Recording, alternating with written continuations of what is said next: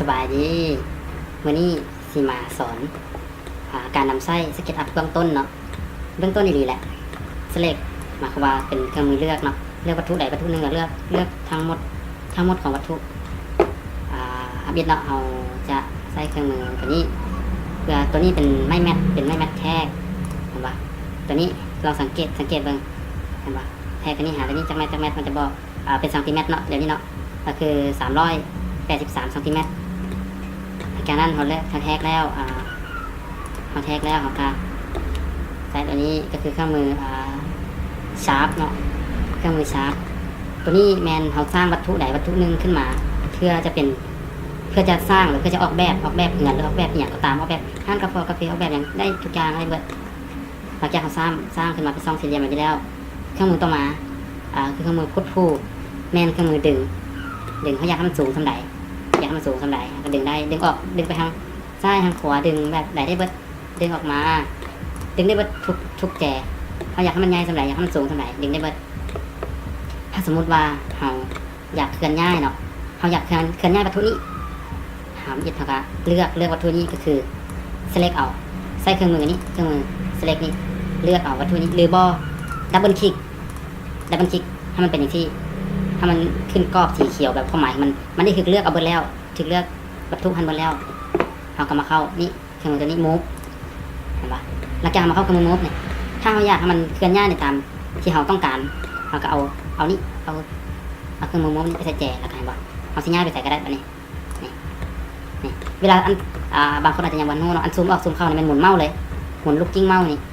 เวลาเราซีง่ายเราซีพลิกองศานี่นะพลิกให้มันวงอ้อมๆที่น่ะกดปุ่มของลูกกิ้งเนี่ยมันจะมีเนาะมันกดปุ่มแล้วมันจะขึ้นเป็นเครื่องมือนี้หรือบออาจจะใช้เครื่องมือนี้ก็ใช้เครื่องมือนี้แล้วก็ที่ตามใจมากหรือบอเขาอาจจะใช้ตัวนี้เลยกดตัวนี้เลยกดเมาส์นี่อ้อมนี่ก็ได้มันจะเป็นแบบนี้เนาะนี่เบื้องต้นตัวนี้แมนเครื่องมือลบเป็นยางลิปซอนะเครื่องมือลบก็คือ eraser บอกแมนบอกผมมั่นใจแมน eraser ลบแบบนี้นี่เห็นบอกมันเป็นในที่ซื่อก็คอนโทรลชัดกลับคืนทุกขั้นตอนกลับคืนไปเรื่อยๆกดคอนโทรลชัดหรือว่าเขาจะกดลากวันนี้ก็ได้เห็นบอกลากวันนี้ก็เป็นลบเหมือนกันเนี่ยนี่แล้วมันจะมีเครื่องมือเส้นลายนี่ตัวนี้มันแต้มตัวนี้สมมุติว่าเขาอยากแต้มแต่ตัวนี้มาหาตัวนี้เนาะอยากแต้มตัวนี้มาหานี้ตัวนี้คือหมายคือจุดใจกลางของมันเนี่ยจุดใจกลางมันจะบอกว่าตัวใดเป็นจุดใจกลางเห็นบอกเลยแสดงว่าตัวนี้เป็นจุดใจกลางนะครับสามารถลากมานี่หลังจากเขาลากมาแล้วเห็นบอกเขาอาจจะใช้เครื่องมือนี่นี่ดึงขึ้นดึงนี้ก็ได้ดึงลงตัวนั้นแบบนี้ตัวนี้ก็สามารถดึงออกมาได้อีกตัวนี้ก็สามารถได้ที่ได้การออกแบบบ่มีอย่างจำกัดให้ได้ทุกอย่างในสิ่งที่เราคิดได้ตัวนี้เป็นเครื่องมือแต้มเนาะเนี่ยตัวนี้เป็นเครื่องมือที่แต้มแบบตามใจเขาถ้าหากว่าลายมือของเจ้าดีก็โอเคเจ้ามือประสันแต้มตามใจเขาทำไมแต้มกดค้างไว้ตามใจเขาอยากแต้มแบบใดโอเคเห็นป่ะหลังจากเขาแต้มที่นะซูมเข้าไปเบิ่งได้โอเคหลังจากเขาแต้มที่อ่านป่ะตัวเขาแต้มนี่เขาก็สามารถดึงขึ้นได้เพราะมันแต้มตามใจเขาบอกนี่เขาแต้มตามใจเขาได้อยากแต้มอะไรได้เบิดตามใจเขาเลยก็เป็นแบบนี้แล้วก็เครื่องมือต่อมาตัวนี้มันเครื่องมือเอิ้นว่าปรับมุมประมาณนั้นแหละเครื่องมืออย่างว่าชื่อมันอย่างว่าเราแอกบอกแล้วแอกนี่แหละโมโหบอกเคยเก่งภาษาอังกฤษโอเคเครื่องมือตัวนี้มันจะใช้ลักษณะแบบนี้มันจะใช้แบบมุมแจกันบ่เขาอยากให้แจมันเป็นอย่างที่เนาะเขาลากมามันใช้แบบนี้หลังจากนั้นเขาก็อาจจะใช้เครื่องมือตัวนี้ดึงอย่างนี้เห็นบ่มันอยากให้แจมันเป็นอย่างที่นะมันก็เป็นลักษณะแบบนี้นะเครื่องมือต่อมาตัวนี้ก็คือตัวนี้คือตัวนี้แหละเราสร้างวัตถุขึ้นมาแล้วสร้างก้อนวัตถุใดวัตถุหนึ่งขึ้นมาเนี่ยตัวนี้ก็คือมือพุทธูที่ว่าดึงลงดึงขึ้นดึงข้างแบบนี้เห็นไหมแล้วตัวนี้มันเครื่องมือที่ว่าoffset เป็นเครื่องมือที่ว่าสร้างเส้นหนึ่งที่มีอยู่ไหนฮะนะสร้างเส้นหนึ่งที่ว่าเขาสร้างวัตถุขึ้นมาแล้วเขาจะสามารถสร้างได้อีกเส้นหนึ่งเด้อลักษณะแบบนี้เด้อสมมติเขามีวัตถุแล้วเนาะเขาอยากสร้างอีกเส้นหนึ่งเห็นบ่ที่ว่ามันมีอยู่ข้างในเห็นบ่เขาสร้างเส้นหนึ่งเห็นบ่อาจจะสร้างอีกก็ได้เห็นบ่นี่เขาสร้างได้เรื่อยๆเห็นบ่สร้างอีกเส้นหนึ่งขึ้นมาแล้วก็เครื่องมือต่อมาเลยก็คือเครื่องมือเทสีเนาะ เพนบักเก็ตเครื่องมือตัวนี้เทสีตัวนี้สำคัญหลายตัวนี้ถึงว่าเจ้าสิออกแบบงานสำไหนก็ตามแต่หากว่าเจ้าลงสีบ่เป็นหรือลงสีบ่ถือมันก็เฮ็ดให้โมเดลของเจ้าหันแบบว่ามันบ่ค่อยน่าสนใจหั่นน่ะโอเคแต่คลิกเข้าเนาะเครื่องมือนี่เทสีนี่แล้วก็เลือกได้เลยนี่เลือกสีได้เลือกแบบได้นี่ก็เทสีนี่ไม่ได้สีแดงก็เทสีแดงเห็นบ่มันก็เลือกสีเห็นบ่มันจะมีบักหลายอย่างเห็นบ่ซึ่งอยากเลือกเป็นไม้เห็นบ่เอาไม้ก็ได้นี่ตัวนี้บ่ตัวนี้ลายเขาเลือกได้ตามใจมันมีตัวนี้เราจะดูนี่เราสามารถเลือกได้เห็นไหมเราสามารถเลือกได้ตามใจของเราเลยว่ามีจำกัดจะเป็นกระเบื้องเห็นไหมกระเบื้องก็ได้แต่ตัวนี้มันใช้แต่เฉพาะหลังคาเด้อตัวนี้ใช้ไม่ได้แต่ตัวนี้แบบเพียงแค่มาเฮ็ดเป็นสาธิตให้ซื้อ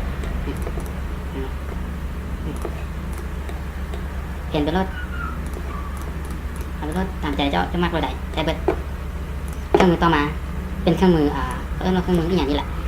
เดี๋ยวเบิ่งกันเครื่องมือแผ่นมันเป็นแบบซื่อๆมันเห็นปะมันง่ายแบบนี้ซื่อนี่แหละง่ายแบบนี้มันก็ไม่ค่อยสำคัญหลายแต่มันสำคัญตอนที่เขาเอ็กพอร์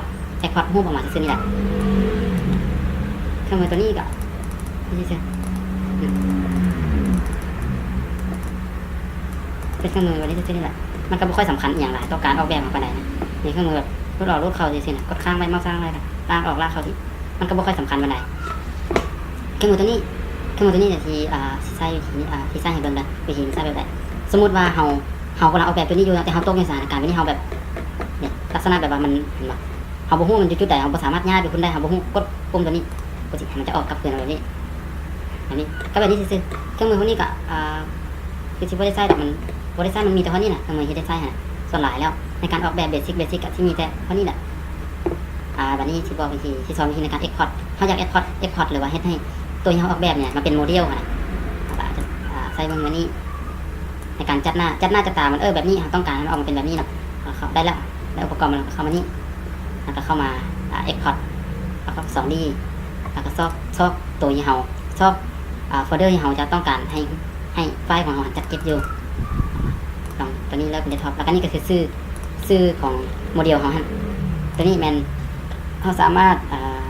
แบ่งเป็นไฟล์ PDF หรือว่าไฟล์ในแต่นี้จะเป็นที่แบ่งเป็นไฟล์ JPEG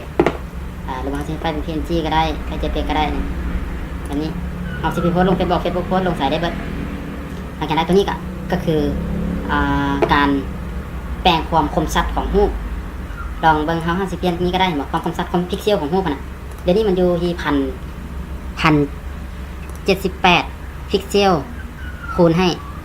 616พิกเซลเฮาสามารถเปลี่ยนได้เฮาสามารถเพิ่มได้หรือว่าลดลงได้ถ้าเราคิดว่าภาพเขาจะไปใส่เป็นภาพที่เขาออกแบบเขาจะไปใส่เป็นเขาจะต้องไปใส่ในขนาดใหญ่เขาต้องใส่แบบพิมพ์ออกเป็นป้ายใหญ่ๆที่เขาต้องเพิ่มตัวนี้ใหญ่ๆถ้าหากว่าได้พิมพ์ใหญ่ไปไหนก็ไม่จำเป็นหรอกก็โอเคกันก็ลองเอาซัมนี่เนาะแล้วก็กด export โอเคเข้าใจแล้วตัวนี้มันเป็นชื่อของมันชื่อซ้ำกันเราต้องเป็นชื่อโอเคเป็นชื่อไหนแล้ว export โอเคมันได้ export ไปแล้วหลังจากมัน export ออกไปแล้วเขาก็มาเบิ่งเด็ตัวนี้คือเขา export เราเมื่อกี้นี่มันก็ขึ้นขนาดเวลาที่เจ้าเฮ็ดขนาดต่ำคือขนาดเมื่อกี้เนี่ยบ่รูปเจ้าก็บ่ได้ละเอียดปานใดถ้าเจ้าเฮ็ดขนาดที่ว่านั้นจะก็ได้รูปละเอียดความละเอียดก็สูงกว่าก็มีเท่านี้การออกแบบโอเคถ้าอยากรู้อย่างเพิ่มเติมก็สามารถสอบถามได้โอเคขอบใจหลายๆ